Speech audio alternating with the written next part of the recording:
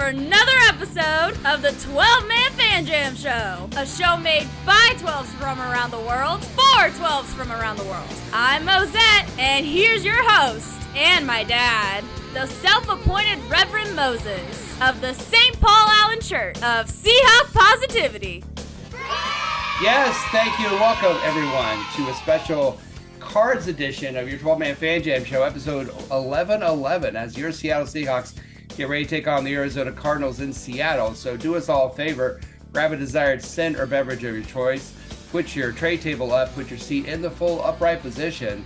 Please fasten your seatbelts, keep your arms and legs inside the podcast at all times.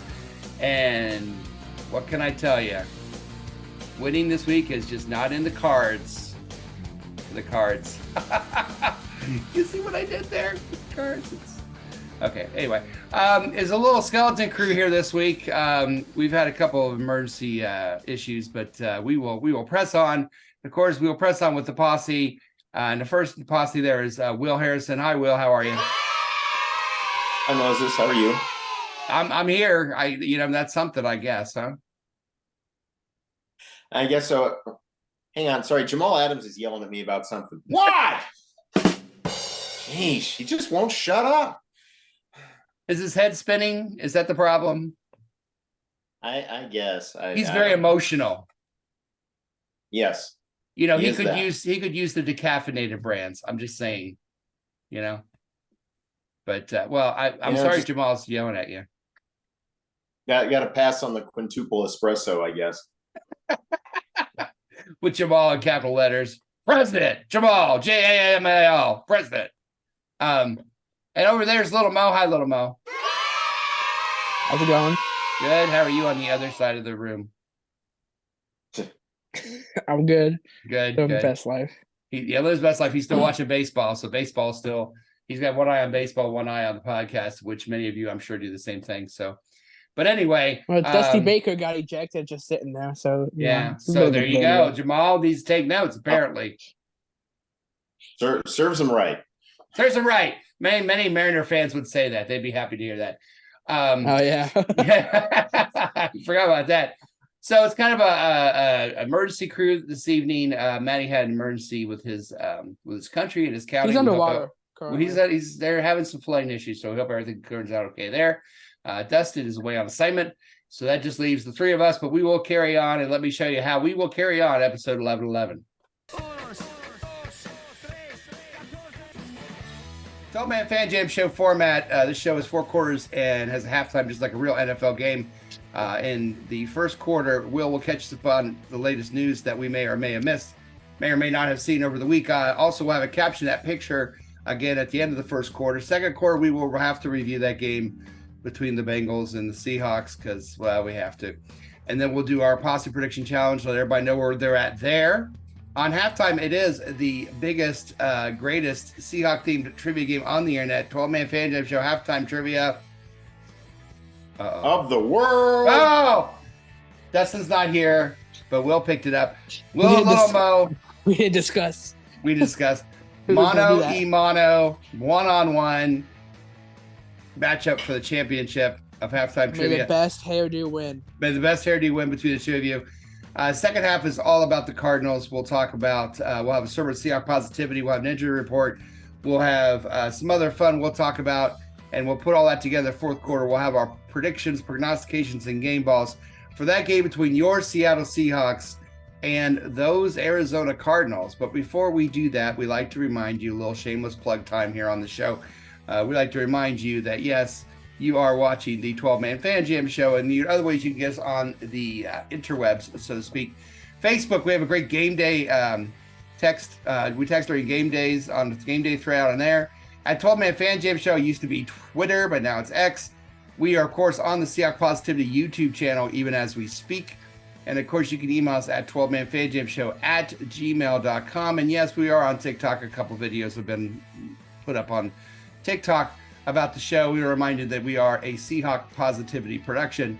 And as we go into the first quarter, we'll start with news.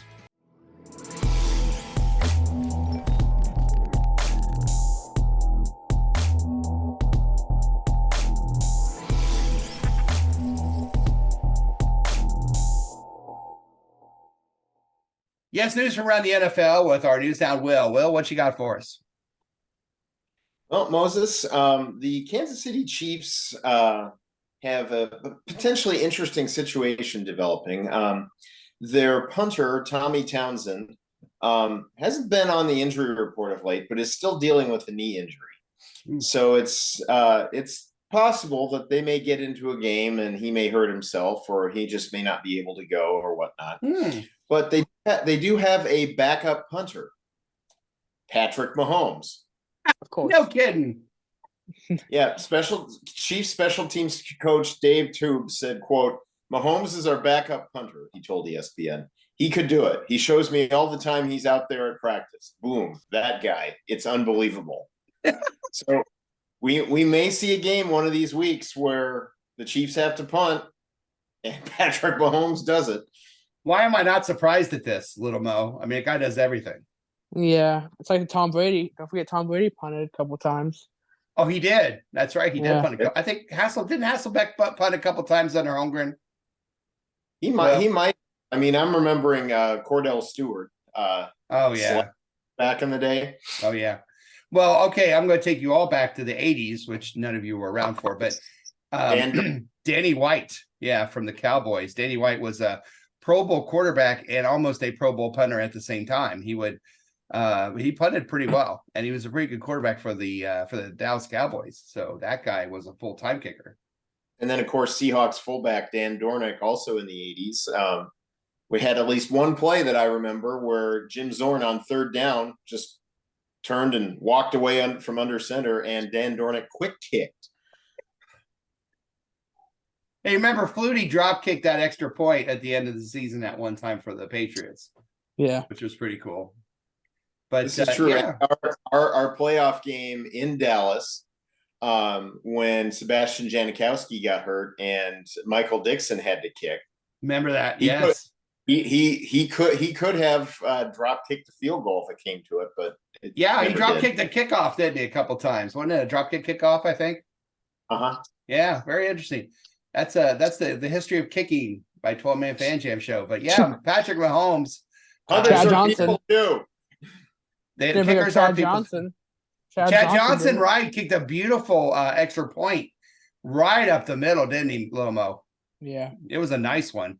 He begged them to do it, and they finally let him do it. I think it was the last game of the season or something. They figured, why not? And he wound up kicking a beauty, right? I mean, it looked right. It kept going up. It hit the net. It was on its way up. So Chad Johnson, you're right. I forgot about that one. So hopefully, Patrick Mahomes kicking, not a surprise, but we'll see. It'll be interesting if you're on the other side, you're going to try to probably block that punt, right? Put some pressure on him. I would think definitely. Yeah. And plus you can maybe, get it on Patrick Mahomes a little bit if you can block a punt. So kind of dangerous, but interesting to see I personally think they should use that 53rd person to get another punter just to be safe. But, we'll see how that goes. It's something to look forward to this week, Will, for sure. What else you got for us? Well, Moses, the play goes by many names. The Eagles call it the brotherly shove. Call it the tush push. The tush push. Of course, it is the quarterback push play where the quarterback tries to sneak through the line while half of his team blocks for him and the other half tries to push him through the line. Right. It's a question as to how much longer it's going to remain legal, however. There will be more data. Whether there's injuries or not, there will be success rates. There will be teams that have an opinion. Last year, we talked about it. There were enough teams to say, hey, let's leave it alone and let's see what happens. So it's worked very well for the Eagles, of course.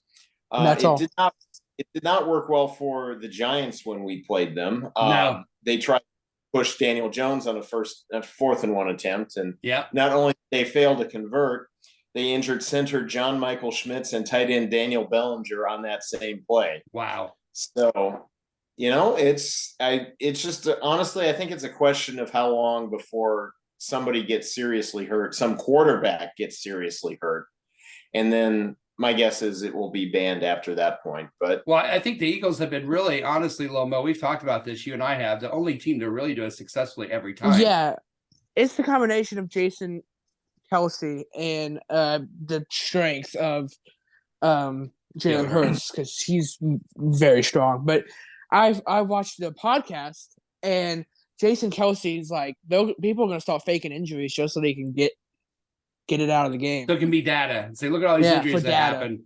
Look at all these injuries that happen because of this play. You see a bunch of other teams, it does not work for them at all. It doesn't. And every time it's the Eagles it works, but it's for other teams it doesn't. I don't think it should be taken out of the game. I don't either, from the standpoint that it's not 100%. It's only for the Eagles. And Will, I don't either, to be honest. I just think that sooner or later it's going to be.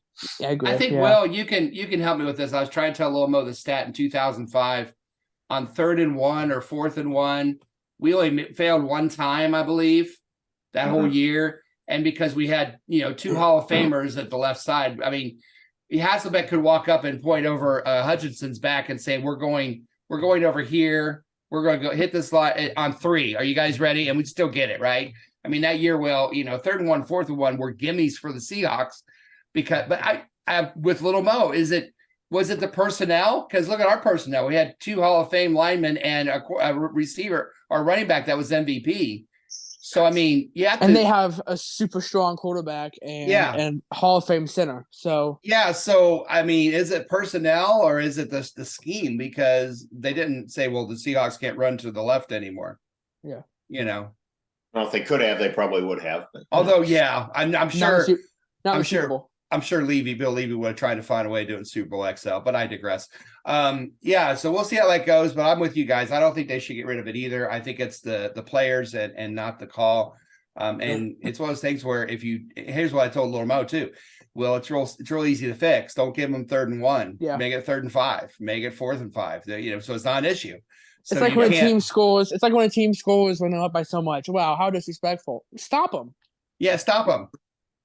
Right. I mean, this doesn't make a big deal if you're tie score, but it's not their job to keep themselves from scoring. But anyway, But I digress. I keep the tush push. I'm in for the tush push. It's so fun to watch because everybody knows it's coming. And everybody knows it's coming, and it still works for the Eagles. And that's funny. What's funnier is when other teams try it and it doesn't work, which just shows you, I think, the personnel the Eagles have with Kelsey and with Hurts and with all those guys, that they have perfected something that other people are trying to emulate, just not working. So thank you, Will, for the news. Anytime, Moses. Usually is where we stop and we end the first quarter, but we have another caption that picture for you. What in the wide world of sports is going on here? What is going on here? Yes, caption that picture. Another picture came up, and I'm getting my captions ready here. A lot of pictures came up this week of this young lady. I think it Sunday night or Thursday night? Sunday night Chargers. She was very, very into the game, and it's been shown that she might be doing this other places, but she was really into the Chargers game, and they had a lot of pictures. There was hers depressed I was going to use, but I thought this one is a great picture because she could be really angry, really happy, or really tense, or whatever you wanted to do with this picture. So we'll caption this picture for us. Need more fiber. I almost went there, but I didn't. Here's what I've got 2. Here's the first one. Says curses. Taylor Swift wore red and yellow, not blue and yellow. She got the wrong team. See, she was trying to just. I got you. Yep. Yeah. Yep. Hey, Moses, I've got one more. Go ahead, Will. Capture that picture, Will. Every suburban mom who just got tickets to Taylor Swift the Eras tour. And this is okay. This one's kind of like Pinky in the Brain. My plan is working perfectly. In just a couple of years, the people of LA will kick out the Chargers and they will limp back to San Diego where they belong. True. Kind of looks like a Google scientist. Isn't Regis Philbin already married? Are you thinking what I'm thinking, Will? I think so, Brian, but I can't memorize a whole opera in Yiddish. No, it's the end of the first quarter. That's the end of the first quarter, bitches! All right, the end of the first quarter is ending here, and we get ready for the second quarter. We're going to recap that Bengals game, unfortunately, but we have a lot of Cardinal information coming up. We've got all kinds of information for you to get ready for that game on Sunday between the Seahawks and the Cardinals. But before we look forward, we have to look back and look at that loss in Cincinnati, unfortunately. No. We'll be right back. You are watching the 12-Man Fan Jam Show, a Seahawk Positivity production. That's the fact, Jack! It's the second quarter. Okay, is this your card? No. Is this your card? No. Damn it. Is this your card? No. Damn it. Oh, hey, everyone. Welcome to the second quarter of your 12-Man Fan Jam Show, the Cards edition. I was doing a little card trick with Will, and he wasn't participating very well. But My card! I know. Anyway, the Seahawks take on the Cardinals this Sunday, and we'll talk more about that in the second half. Before we do that, we do have to go back and quickly discuss the Seahawks loss in Cincinnati. 17-13, I believe, was the score. And Will, what are your thoughts about this game? Well, after the first couple drives, I was feeling pretty proud of myself for taking the over because I thought this was just going to be a We all were. shootout like the Lions. In fact, out of the 12 people that picked real quick, 11 of us picked over out of 12, which is weird. But you proceed. Yeah. Sorry. But both defenses all of a sudden stepped up and then hurt us more than it hurt them. It's just four trips, not just inside the red zone, but inside the 10-yard line in the second half, and coming away with 3 points total. That's not going to cut it. I mean, you've got to get into the end zone on some of those. Absolutely. And I put the blame for that anyway on Geno Smith. One of those red zone trips, he threw a bad pick when he's trying to force the ball to JSN. Yeah. And then both drives that ended late in the fourth quarter, the first one especially, he had time to get rid of the ball. And he was just too tentative in that situation. Throw a fade route to DK Metcalf, let him go up and get it. That's why you have a wide receiver that's the size of the Empire State Building. And so you can throw it to him in those situations. Right. Agreed. So, but Geno after his hot start last year has kind of regressed to what I think a lot of us thought he was. I mean, a decent quarterback who can play well in stretches, but is not the guy you turn to when the game is on the line. Yeah, we have to see how they bounce back. Lil Mo, what are your thoughts? Well, I don't know how much of it was Geno Smith or the fact that the receivers weren't getting open, and whatever the receiver was getting open, the O-line decided not to block. So it was like there was a lot of non-receivers getting open, it felt like. But yeah, I agree with you. Deke, that interception when Duque just stopped running or whatever happened there. But that situation was weird. The defense played really well against a very good offense. Absolutely. Well enough for us to win. But yeah, it's the red zone and the O-line I think was really bad for not the best defense in the world that we went against, D-line at least. That throw to Tyler Lockett that got us down to like the 5-ish or whatever was a beautiful throw and an awesome round, an awesome catch. It was really nice. Obviously, no one's going to talk about it because we didn't score, but I feel like that was a really nice play. It was. But yeah, I mean, we could get nothing open offensively. No. And that defense, our defense, mind you, was playing, in my opinion, and I think a lot of people, I mean, it's arguable at least, one of the best quarterbacks in the NFL in Joe Burrow. And those three receivers, as Lil Mo said, they can all be number one receivers on three different teams. An elite wide receiving core, to say the least. Maybe not the best, but definitely one of the top in the league. You could certainly argue that. And you could certainly argue the same with Joe Burrow, and they shut them down. Yeah, you take those first half. two drives. You take those first two drives out. Well, I thought they were going to score at will the rest of the game. Yeah, and that was it. Yeah.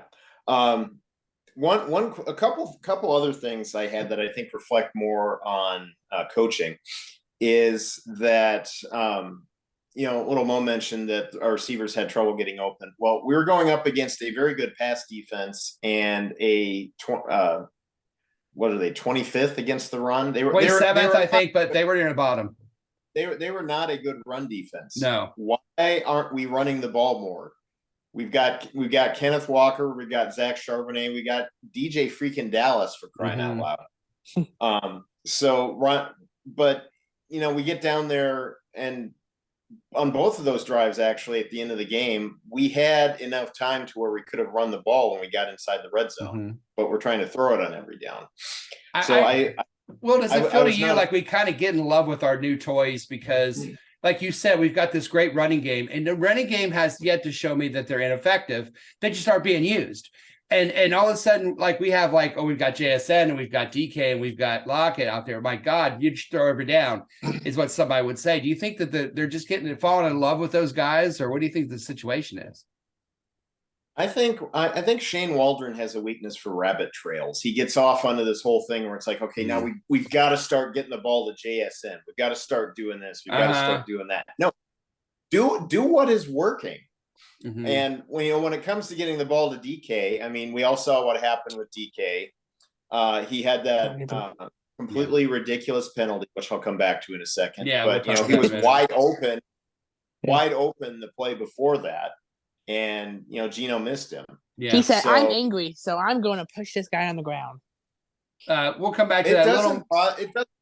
It doesn't bother me as much that he did a stupid penalty, although I'd like to see him stop doing that. What bothers me? Well, he said he's not going to, so yeah, that's what bothers me. He's like, I think all of us change how I play the game. Yeah. And Pete Carroll let him go right back into the game after that, and basically in his press conference said, "Oh yeah, we're talking to him. He knows he's got to clean that." Well, no, he doesn't. Obviously. He doesn't act like he has to.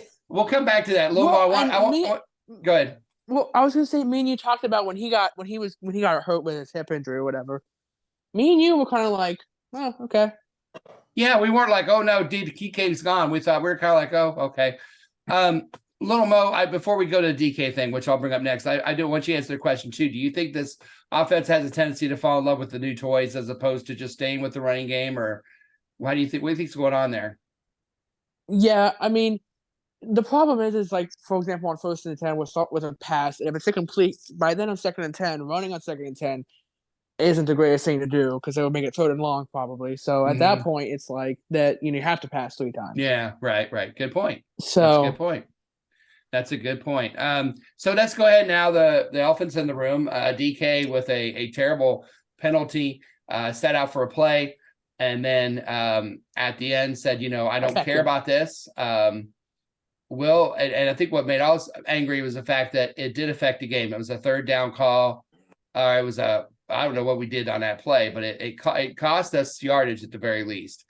And I understand that he's saying, hey, this is the way I play, but you have to also caveat that by saying, I don't want to hurt the team by giving up penalties. I've got to watch myself. This is the way I play, and I'm not going to stop playing the way I play, but I need to watch my mouth or whatever, or watch my temper, because it's costing the team yardage, right, Will? Well, we got bailed out on this particular instance because there was another long pass to DK Lockett. Tyler Lockett. That got us. It's like Bruce Turbin.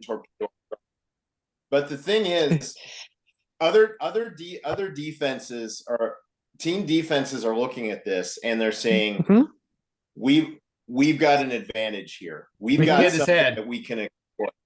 Let's get his head. Every team that's facing the Seahawks is like, all right, get in his head, get him to do something stupid. Yep. And Carroll, I would. It's not going to happen. I would love to have Carroll come out and tell DK this Sunday, you're not playing the first quarter. Yeah, or something.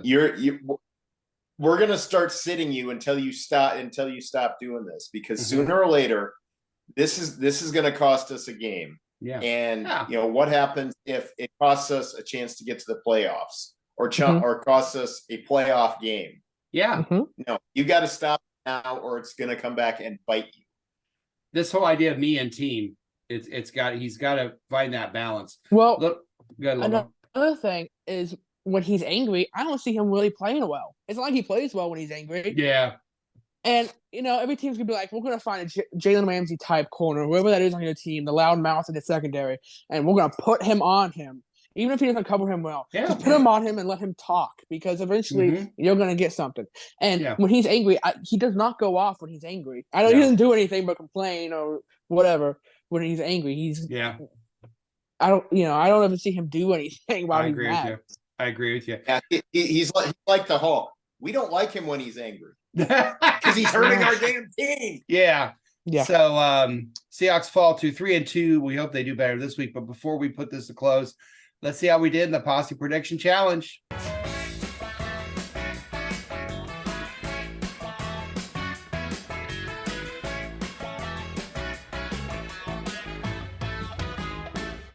Okay, Posse Prediction Challenge. Not a whole lot to report here, as I'm sure it's predictable.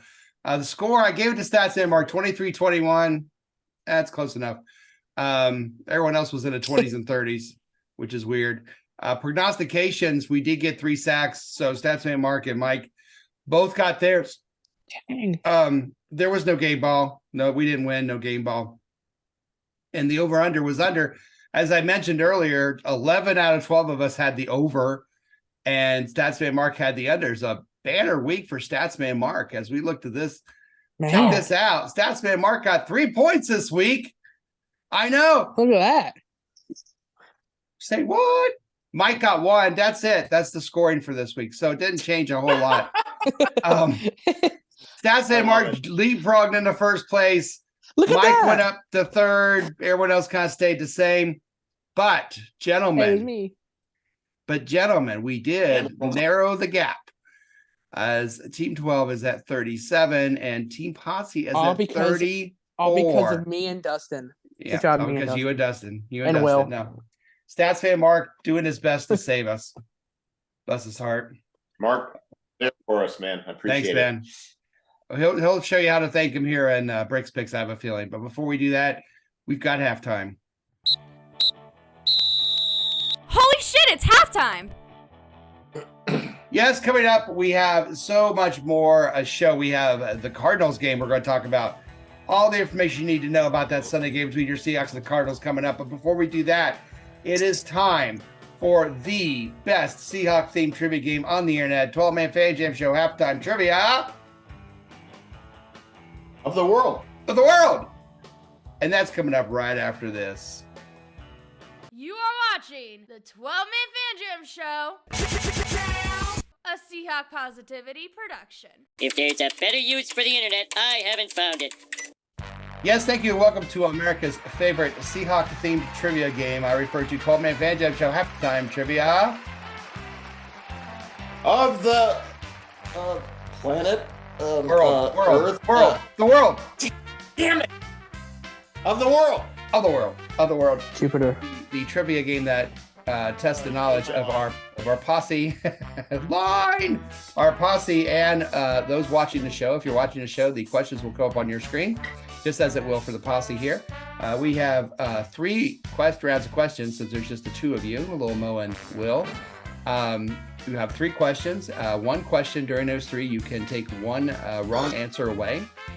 And each question is worth a point. And then we have a special final question. And if there's a tie, we'll go to a super overtime question where the winner will be crowned 12-man Fan Jam Show halftime trivia champion of the world for episode 1111. So here we go. I'm going to let Little Mo go. Little Mo, are you odd or even?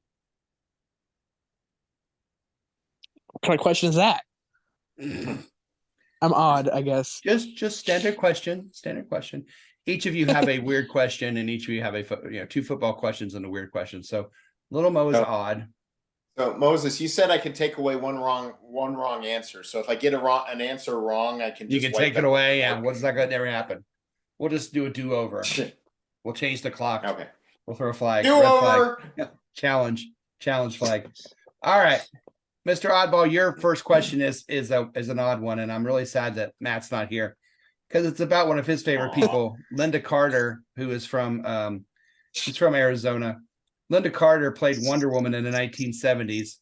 So my question to you is about that show. How many seasons did Linda Carter play Wonder Woman in the 1970s TV show? Was it for 3 seasons, 4 seasons, or 5 seasons? How many times was Linda Carter?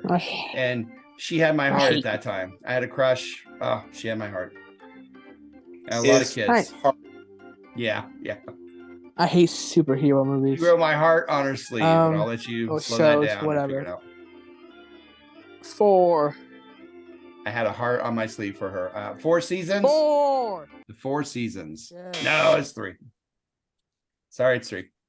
That only ran 3 seasons? Wow. Yeah, really. I know. I thought it was much longer. That's what she would have said too. Okay, number 2 for Will. Well, when the Seahawks plays the Cardinals in Seattle. You're welcome, in 2005, how many turnovers did the Cardinals have in that game? 1, 2, or 3? 3. 3, he says. 3, he says. It's 2. Yeah, sorry. All right. Okay, I'd like to wipe out that wrong answer. you lead 1-0. No. All right, Little Mo. When the Seahawks played the Cardinals in 1998, how many interceptions did Jake Plummer throw? 1, 2, or 3? Ooh, the GOAT, Jake Plummer. Let's go with 2. Let's go with 2. It was that 3. Was the Mr. and Mrs. Seahawk wedding game, by the way. Oh, it was? I thought it was a Washington game. Was? It was a Cardinals game? That's cool. Yeah. I'll tell you a true story when I first met. I'm a Will fan. No, go ahead, Will. Friend. Actually, now I'm not so sure. It was one of the 2. It was definitely 1998. So I'll tell you something funny. When I met them, and he was showing me their wedding picture and everything, and I said, "So, he said we did halftime of the game." I said, "What if they didn't win?" He said, "But they did." I said, "Well, what if they didn't win?" And he said, "But they did." I said, "But what if they didn't win?" He goes, "But they did." But that's Jeff. Jeff and Edie, we love you, babe. All right. Number 4. This is a football question. When the Seahawks played the Cardinals in Seattle in 2007, how many turnovers did the Cardinals have in that game? 3, 4, or 5, Will? I'm sticking with 3. 3 they're going to have 3 turnovers. One of eventually. Well, they did have 3 here. If not to go to 4 and 5, at least 3, right? They had 5. True. They had 5 though. We're killing it. We're killing it, Will. 5. 3, sir. 3. He who answers the holy hand grenade. 3 questions. Oh my God, the holy hand grenade. Awesome. We're killing it here. Yeah, you are. Here you go. Yours is a football question. When the Seahawks played the Cardinals in Seattle in 2014, how many interceptions did Drew Stanton throw in that game for the Cardinals? Well, that's a 58-0 game. No. Or 53 or whatever. No. Can you take one away? 15 to Yeah, 7 it's either 1 or 2. Oh, jeez. 2. Did you say 2? Yeah. Well, this is interesting. I hate. 0 for 5, Will. 0 for 5. You get it wrong, Will. I don't think have we ever had one where nobody got anything. Question. And it's a non-football question. It's about actress Emma Stone. You know Emma Stone? Love Emma Stone. Big eyes. Emma Stone was born in Arizona, but what town was she born in? Phoenix, Scottsdale, or Tucson? Yeah, I forgot about those. Take one away. Might as well. Phoenix or Scottsdale? Where was Emma Stone born? Ooh. Could this be the first shutout? The obvious in trivia one history? or not the obvious? Tucson. Scottsdale. It says Scottsdale. Will this be the first shutout in 12-man Fan Jam Show trio? I'm pretty sure. No! Oh!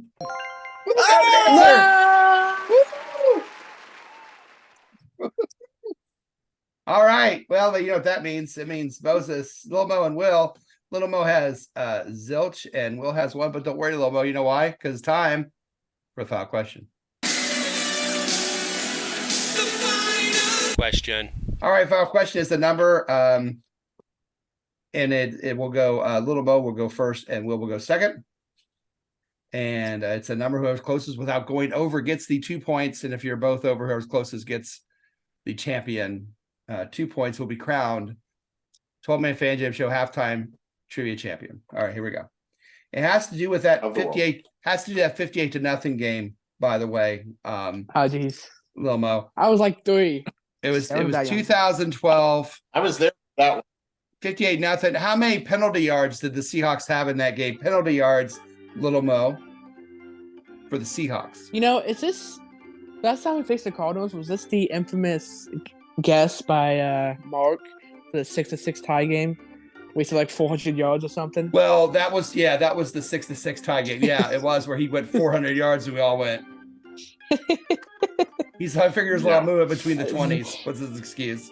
How many penalty many yards? Okay, hold on. I got to do penalty math. yards for the Seahawks. Oh, he's doing maths. Dustin, you're somewhere's feeling a disturbance of the force.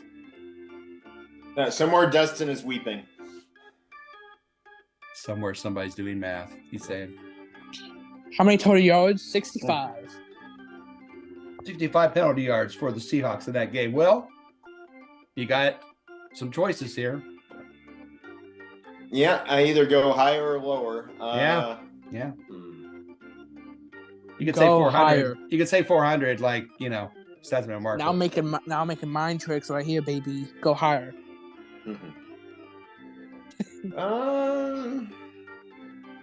Lower. 1 yard. 1 yard, says Will. So 65 or 1.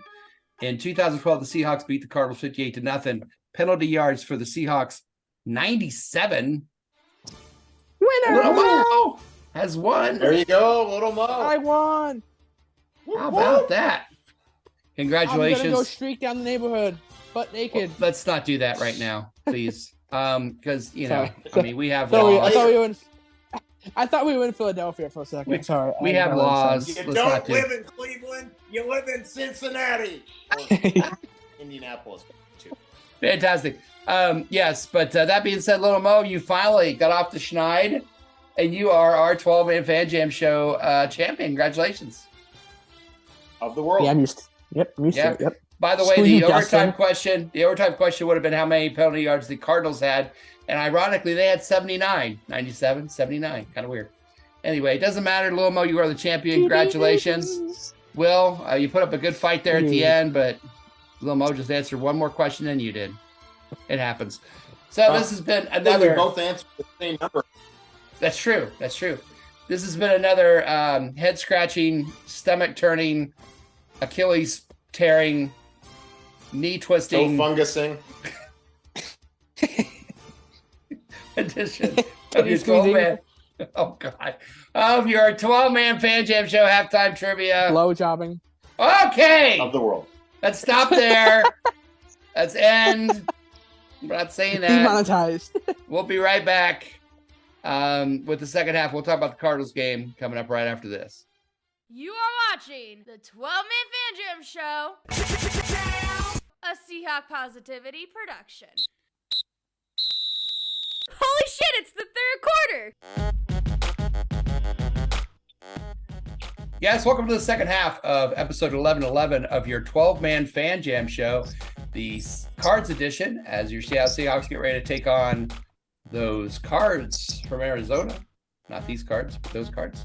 The time is 4:05 on the East Coast, 1:05 on the West Coast. In Merry Old England, Matt was happy to share with me 9:05 p.m. So 9:05 p.m. if you're in England, 1:05 if you're in Seattle, and if you're over on the East Coast, 4:05. Before we talk about the game, I always like to bring something in, some food and some drinks from the team that we're about to play. So it is time to say, hey, Moses, what you eating?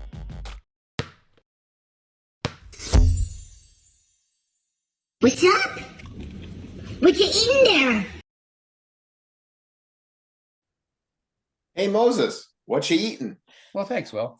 This one actually originates in Arizona, and I want to read about it before we do it. It's a chimichanga.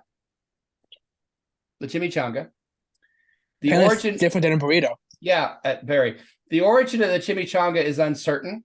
One source says that Monica Flynn, the founder of a Tucson, Arizona restaurant called El Charro, accidentally dropped a burrito in a deep fryer in 1922 and immediately began to utter a Spanish profanity starting with che, but then changed herself and went to chimichanga for thingamajig.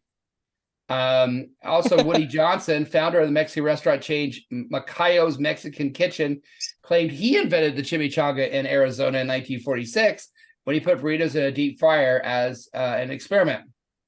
So this is actually an authentic Arizona thing. So it's chimichanga.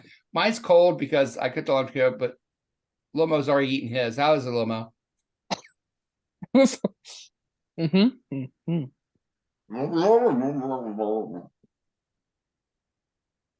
tastes like Taco Bell. We got the beef and bean, by the way. Anything you get in Taco Bell, it tastes the same. So, True. cram down. A lot of people think that's the best part of the show. We got El Monterey chimichangas. So I did El Monterey chimichangas with beef and brie, and it tastes like it tastes like beef and brie. I mean beef and brie, beef and brie, beef and bean, Beef and brains, beef and brie. So chimichangas, thumbs up. Thank you, Arizona, for chimichangas.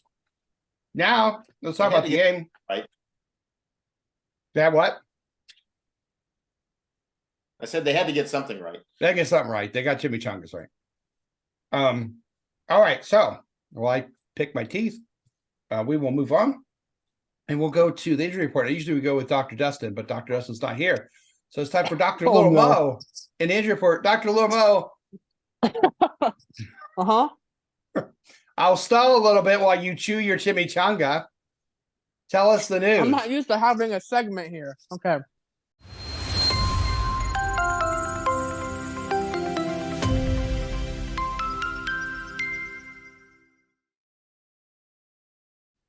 The news?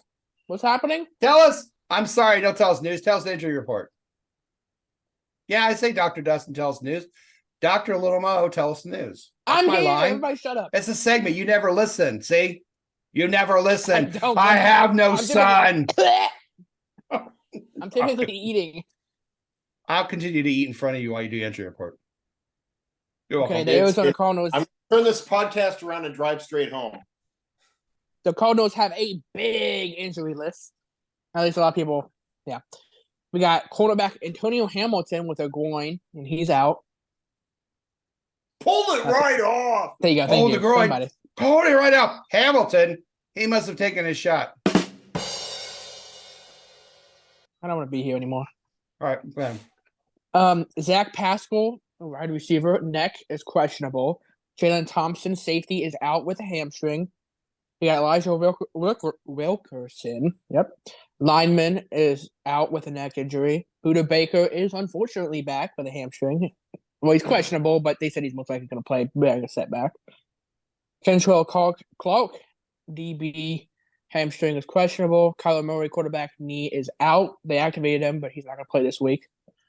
Kevin Strong, defensive lineman, is questionable with a calf injury.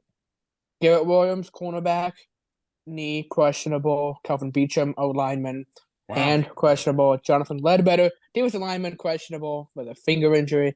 And Xavier Collins, illness, questionable. Okay. Now the Seahawks. Seahawks have only people questionable, and it's not like they're all going to be game-time decisions. Well, minus DK. DK Metcalf ribs / hip. Been dealing with that for all year. Yeah. It's questionable. He's going to play most likely, but the other ones are going to be game-time decisions. Zach Charbonnet has a hamstring is questionable. Jake Curran, I think that's how you say it, ankle is questionable. Evan Brown hip is questionable, and Phil Haynes calf is questionable. Wow, offensive line getting beat up. The first one you said for the Cardinals, you said the guy had a neck that was questionable. I hope he has a neck. I hope that's not questionable. Shut up and keep talking so I can eat. All right, fair enough. All right. He wouldn't be the first football player who didn't have a neck. That's true. Very true. Some have too much of a neck. Thank you, Dr. Littlemo, for that injury report. Appreciate it. Good work. We're helping Yeah, Dr. I'm so happy. Wilson. Yeah. Usually this is where we go to weather and fashion, but Matt's value from Mary Old England, like we said, kind of whisked away in an emergency.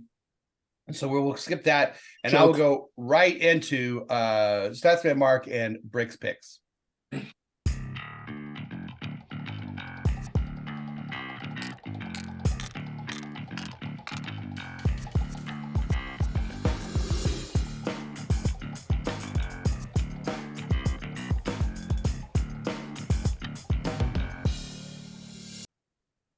All right, Brick's picks for this week. Remember, these are just for entertainment purposes. Last week, Brick was 1-2 again, which means overall he is 5-10. So he said, listen, I've told you guys from the beginning, if you fade everything I do, you'll be rich. So he's right. But this week he does have some interesting picks, and I want Little Mo to pay attention, especially because I like to see Little Mo's face when he hears the last two. This week he said that the Buccaneers are hosting the Falcons and they're given 2.5 points. That's not enough. Give the 2.5 from the Buccaneers. They're going to win by more than 2.5 points against the Falcons. But this is the one I kind of raised my eyebrows at. Packers at Broncos. Broncos are a 1-point underdog at home. Saturday Mark says take the point. The Broncos are going to win this game. Not only that, he took the under at 45 for that Packers and Broncos game. So he thinks the Broncos are going to beat the Packers. Final score might be like 6-3. Those teams are not very good. I thought that was interesting. So again, Buccaneers minus 2.5, Broncos +1, and Broncos and Packers under 45. If you're looking to fade those and make some money, as Stats Mark would tell us. Yeah. So that being said, it's time now to go to church.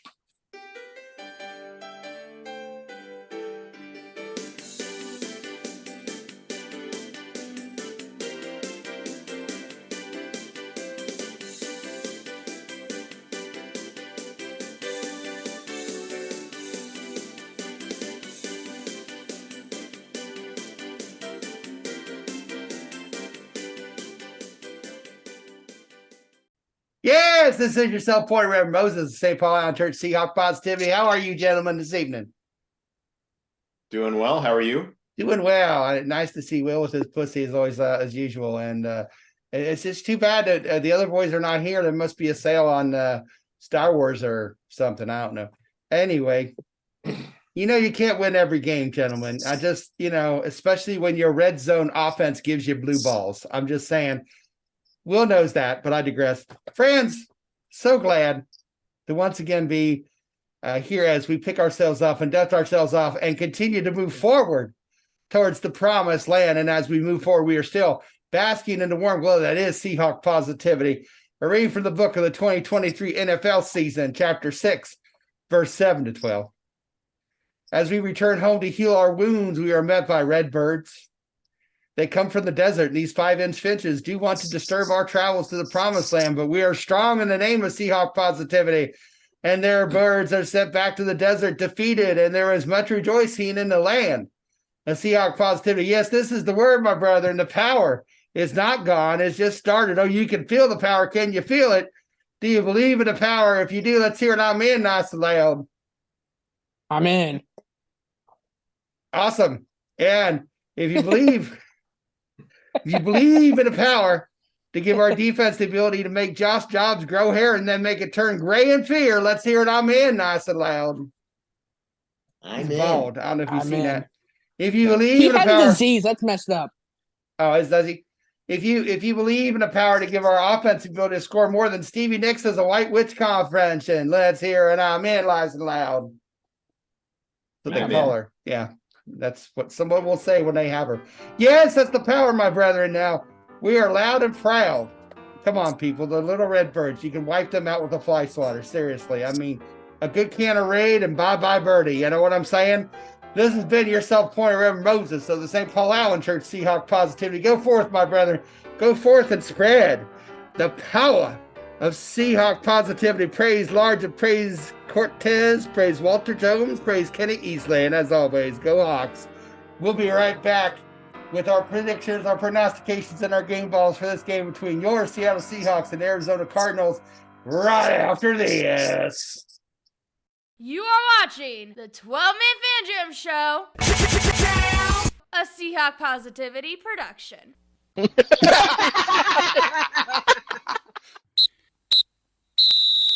It's the fourth quarter, bitches! Yes, welcome to the fourth and final quarter of episode 1111, your Cards edition of your 12-Man Fan Jam Show. The Seahawks ready to take on the Arizona Cardinals on Sunday in Seattle at 4:05 p.m. on the East Coast, 1:05 on the West Coast, and 9:05 in England. Seahawks are a 7-point favorite. The over-under is at 44.5. But before we go into that, it is the fourth quarter. It's time for me to take a drink. Son of a bitch! Give me a drink! And hey, Moses, was he drinking? Hey, Moses, what am I drinking? Well, I was going to get Arizona tea, but then it occurred to me that I've been doing alcohol, and I'm not an alcohol drinker, which is why I'm doing this alcohol, because I'm not an alcoholic drinker at all. And so so I thought instead of just getting Arizona tea, I would get a hard iced lemon tea from Lipton. And Lipton is from New York, but it doesn't matter. Because I found out the Arizona company is also from New York. So who knew? So this is a hard iced lemon. So I'm going to get a rope. New York City. So I'm going to see if I can pour this a little better than what I did last week. Yeah, that's not so much head this week. I'm telling you, if you go to the bathroom and this happens, you better see a doctor. That's all I'm saying. Jesus. Is that all of it? No, at least hydrate. That's enough. I'm going to chug this. No, you're going to chug this. No, you chug it all. No, I hope no. Chug it all. No, here we go, Greg. I know where you sleep. Sometimes. Some good tea. Sis? Yes. Little kick at the tea. end. Got some tea. It's got a little kick at the end. Where you go, this is a regular tea. Sound like we're at a gay bar right now. It's got a little kick, but I liked it. So I'm going to say thumbs up on the hard iced tea with lemon. Hard. Yeah, great. But another thing that is difficult, hard as in difficult, is when Little Mo challenges his Madden game in the Little Mo Madden Challenge.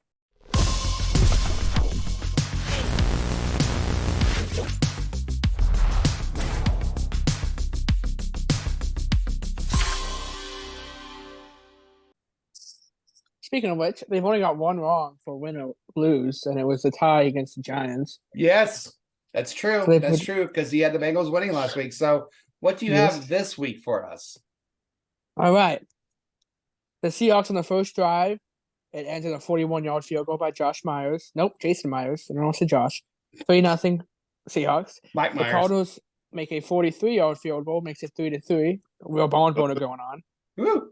We got Geno Smith pass to DK Metcalf for a 20-yard touchdown, makes it 10-3 Seahawks. Geno Smith to Tyler Lockett for a 4-yard touchdown, 17-3 Seahawks at halftime, or 17-6 at halftime. Now we have the Cardinals make a 22-yard field goal, make it 17-9. 3-yard rushing touchdown by Zach Charbonnet, makes it 24-9, because that happens every time. Josh Dobbs, 5-yard rushing touchdown, makes the score 24-16. And the Seahawks were at 24-16. That sounds like a Cardinals game, to be honest, because they just always hang around. And that just sounds like a very stereotypical Cardinals Seahawks game. Sorry, go ahead. Now, stats of the game: Geno Smith 19 for 26 for 203 yards and 2 touchdowns. Josh Dobbs 19 for 35, 488 yards and no touchdowns. Ken Walker 17 rushes for 56 yards, no touchdowns. Arizona didn't have anything rushing. They had like 11 rushes for like 37 yards or something, so I didn't write it down. DK Metcalf had 7 receptions for 82 yards and a touchdown. Lockett had a receiving touchdown. Zach Ertz had 9 receptions for 83 yards.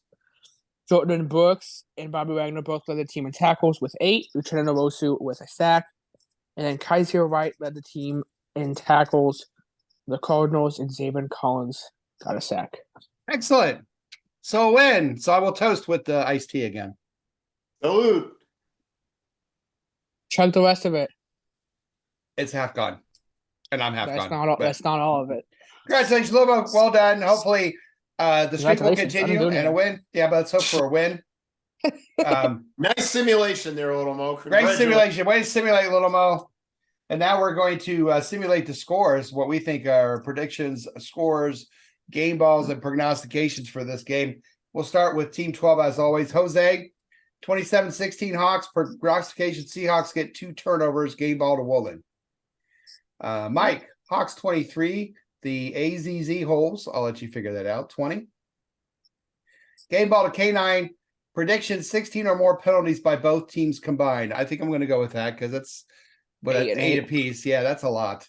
That's a lot. Bonus Not for prediction. us. Bonus prediction. At some point, one of the announcers will use the term chippy. Teams are getting chippy. So look for chippiness on Sunday. Chris, Seahawks 27, Little Red Birdies 15, game ball to Bobo. Prognostication, at least 2 Bobo. takeaways for the Seahawks. This is the way. Andy, Arizona 17, Seattle 34, K9 game ball, Witherspoon with the INT. Jimmy, I expect a pissed off Seahawks team. I don't think Arizona is a pushover at all. They'll give us a good battle. Hopefully we don't get Jets Gino, and he actually throws the ball wide open receivers. His field vision is painfully bad this year. Hawks take a 23-16 prognostication. Hawks rush for 150 or more yards as a team. I'll give him that one. Game ball to Walker. Becky, 23-20 interception. Witherspoon, game ball to Wagner. Now for the good guys. Posse. Statsman Mark, Seahawks 31-16 prognostication. DK gets unsportsmanlike. Kidding. Walker with 2 touchdowns is real prognostication. Game ball Metcalf. Maddie, Seahawks 34, Cards 14 prognostication. 3 rushing Seattle touchdowns. Game ball to Walker. Dustin, 41-7. Walker gets first touchdown. The first touchdown of the game, I should put, of the game. Not, it's not his first touchdown, but the first touchdown of the game will be Walker's. Fant gets his game ball. And now we go to Little Mo. Little Mo, what you got for us? Well, Dustin was probably on something when he made that prediction. But if you're a Seahawks fan, you know it's never going to be that easy. But Never. let's go 31-17. All right. Let's go a rushing touchdown for Kenneth Walker. Okay. And a game ball to Tyler Lockett. I think that's the exact same thing I did last week, but we're going to do it again. All right. Maybe they'll win and you can get something. Well, thanks for joining us, April. Good to see you. The back of your head as usual. Well, what you got for us? We know we talked real quick before you say something. Little Mo and I were just today, we're talking about April, weren't we, Little Mo? And you're saying how, yeah, we're saying she's so how happy. She's so happy when you show her up to the camera. She's like, yeah, right. She has resting cat face, basically. Yeah, but we love her. That's how she looks at me most of the time. Too. Yeah, So everybody, I'm sure. That's how she's looking at me right at this second. Oh, awesome. Maybe she'll give you some luck when you do your predictions. Well, I'm going to steal rather shamelessly from Little Mo's simulation. I'm going to say Hawks 24, Cardinals 16. Nice. I'm going to say both DK and Lockett get touchdown receptions. And this seems like the kind of game where our linebackers are going to step up. So I'm going to say game ball to Jordan Brooks. Oh, nice. All right. Well done. April approves. All right. Well, we'll find out. We'll find out if April approves. There she is. April. Oh, look at the face. Why do you have me on camera when I have not been to makeup? All right, April, listen to this. April, this week, the Seahawks limp home to face the 5-inch red finches from the desert, the 1-5 Cardinals. Cardinals are coached by new coach Jonathan Toy Gannon, who I bet has been mistaken for a ball boy at practice more times than anybody wants to admit. Have you seen this guy? He's had a rough start to his Arizona tenure at 1-5, but I imagine he pines for calling plays for a real team like the Eagles, but you live and learn, young man. Actually seeing Cardinals in Arizona is rare. You don't see a lot of Cardinals in Arizona. It's a bad mascot choice. It's like, Utah Jazz or New York Jets. Too soon? But I digress. Offensively, they're led by quarterback Josh Calvin and Dobbs, who looks like he is here from the planet Remulac to observe our planet and report back any signs of intelligence of life. As an active member of the human race and the Cardinals starting quarterback, however, Dobbs has helped the Cardinals be a top 20 offense. Well, they're 20th, but they're top 20, so you got to give them that. Arizona loves coming to Seattle and spoiling the Seahawks season. They are 5-2 in the last 7 times they played in Seattle. Arizona is. Thanks, Calvin. Thanks, the quarterback. But not this week. Oh, my. Watch my game ball. Tyler Lockett scored 2 touchdowns. My prognostication. Oh, you little 5-inch red finches. You're going to wish you stayed home in the cactus. Seattle Seahawks win by a score of Seahawks 31, Cardinals 17. Book it. So let it be booked. So let it be written. So let it be booked. And so let this episode of your 12-Man Fan Jam show go in the books as well. We hope you learned something. You hope you enjoyed yourselves. You had a little smile. On behalf of Will and Little Mo and Dustin and Maddie from Merry Old England and everyone else who participates on the show and the webpage, this is your self-appointed Reverend Moses of the St. Paul Island Church of Seahawk Positivity, saying until next time, go Hawks. Go Hawks. Go Hawks. Cards for sorrow, cards for pain. Cards are going to be in pain. Is that the death card? I had it, but no. Is this your card? No. Ah.